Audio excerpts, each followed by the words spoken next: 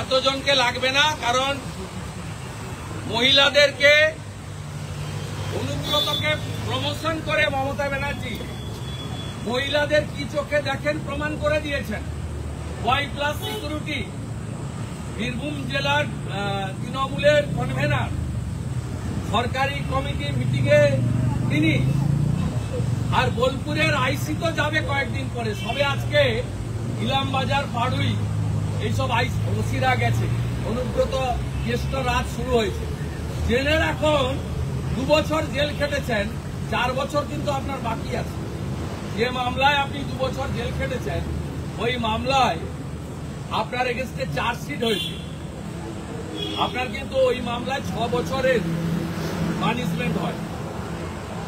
তাই মমতা বন্দ্যোপাধ্যায় এই ধরনের লোককে করেন, যিনি আইসি বোলপুরের স্ত্রীকে আর মাকে 5 বার বলেছেন ধর্ষণ করেন, তিনি আজকে নতুন করে মুকুট পরলেন।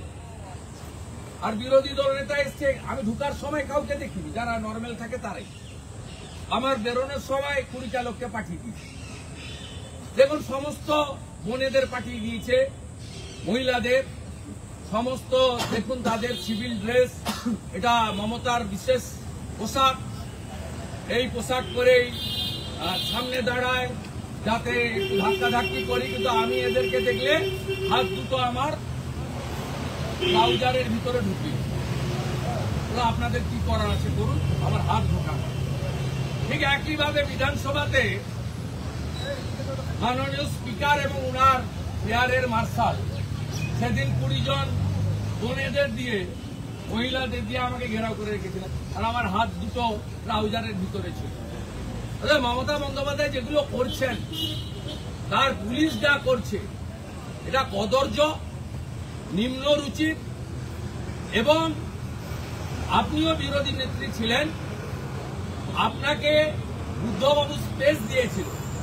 বুদ্ধবাবু যদি স্পেস না দিত, আপনি টাটার তৈরি ওই কারখানাটা উড়িয়ে দিতে পারতেন। আজকে আপনি যা করছেন তার ফল আপনাকে ভুগতে হবে। 8 মাস পরে কেউ আপনাকে ওই গদিতে রাখতে পারবে না, কেউ রাখতে পারবে না, যত চেষ্টা করুন না কেন কেউ রাখতে পারবে না। আমি আপনাকে বলে গেলাম, স্পষ্টভাবে বলে গেলাম। আন্দোলন দাদা, আজ আপনি পোস্ট হিন্দি শুরু হোক, দাদা কামতাপুরি আন্দোলন আবার শুরু হয়েছে নর্থ বেঙ্গলে। তো কামতাপুরি আন্দোলন কে করছে আমি জানি না, কেন করছে আমি জানি না। মুখ্যমন্ত্রীর সঙ্গে তো বংশীবদন বর্মনরা জোটে আছেন, মুখ্যমন্ত্রী ভালো বলতে পারবেন। অরুণবাবু, মমতা বন্দ্যোপাধ্যায় এখন বলছেন যে অনেকে আদালতে চলে যায় আর বলে মমতা বন্দ্যোপাধ্যায় পুজো করতে দেন না, সরস্বতী পুজো করতে দেন না। হ্যাঁ, আদালতে যেতে হয়েছে তো। উনার বাড়ির কাছে যোগেশচন্দ্র কলেজে ছাত্রীকে আদালতে যেতে হয়েছে। আপনারা দেখিয়েছেন মমতা ব্যানার্জি যে কত বড় মিথ্যাবাদী, 2 দিন আগে দিল্লি পুলিশ সেটা প্রমাণ করেছে। ইলেকশন কমিশন তৃণমূলের টুইটের উপরে বলেছে যে কুকুরের ছবি দিয়ে বিহারে বলেছিল। তৃণমূল দল এবং মমতা ব্যানার্জি যে মিথ্যাবাদী, এটা সবাই জানে। নগর উখড়াতে আপনার যে বুথ সভাপতি, তিনি পুজো বন্ধ করেননি, আমাদের গিয়ে পুজো করতে হয়েছে। হিন্দুরা মিছিল করবে দীঘাতে, দীঘাটা কি আপনার পৈতৃক সম্পত্তি নাকি? না বিধান রায় সৃষ্টি করে গেছিলেন। হিন্দুরা মিছিল করবে, কোর্ট থেকে পারমিশন নিতে হয়েছে।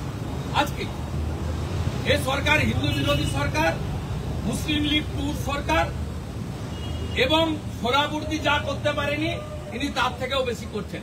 এই কারণে হরগোবিন্দ দাস, চন্দন দাসের পরিবার আপনার সঙ্গে মিটও করেনি, আপনার টাকাও নেয়নি।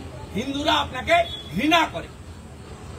যে মমতা ব্যানার্জি 66 কোটি হিন্দু স্নান করে মহাকুম্ভকে মৃত্যুকুম্ভ বলে, 22 জানুয়ারি 2024 রাম মন্দির উদ্বোধনের দিন যিনি কলকাতায় পার্ক সার্কাসে উনার বিশেষ কমিউনিটিকে নিয়ে মিছিল করেন রাম মন্দিরের বিরুদ্ধে, যে মমতা ব্যানার্জি হিন্দু ধর্মকে গঙ্গা ধর্ম বলেন, যে মমতা ব্যানার্জি পিতৃপক্ষ আমাদের অশুভ নাচিয়ে নিয়ে গিয়ে প্যান্ডেল উদ্বোধন করেন, সেই মমতা ব্যানার্জি আর যাই হোক প্রকৃত সনাতনী নয়, তা আমি নয়, বাংলার প্রত্যেকটা সনাতনী বিশ্বাস করে।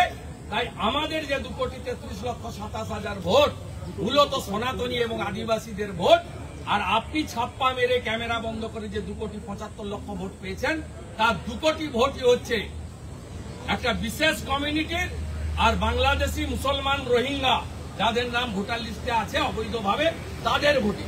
এসআইআর হওয়ার পরে আপনার এই ভোট 2,75,00,000 থেকে 1,75,00,000 এসে নামবে।